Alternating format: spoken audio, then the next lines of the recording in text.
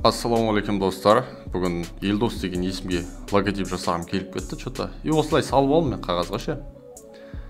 Өйстіп закрепить етіп қояйық. Ешқайда жылжымайтын қылып. И осылай мына жерде круг деген кругты алып аламыз. Эллипс деген. Түсін қараға бояп қояйықшы. Түсін қараға бояйып. Қара түс қайда кетті. Окей, дейміз. И былайынан круг создавать етіп аламыз. Ctrl-S, Ctrl-V. И осыны үлкейтемін.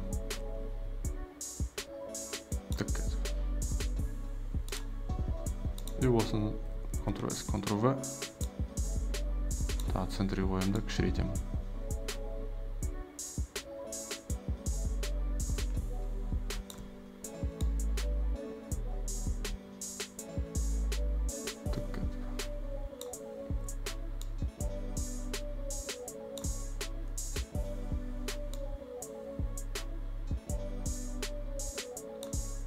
Тұра берсін, енді линияға қойып аламыз.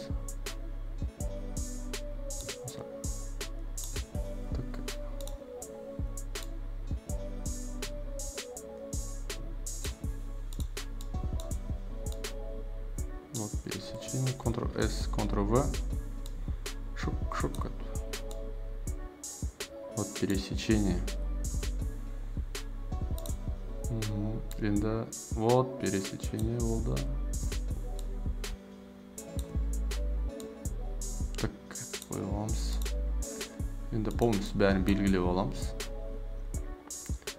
Әзірден таңдаймыз дейді осылай. Хоп.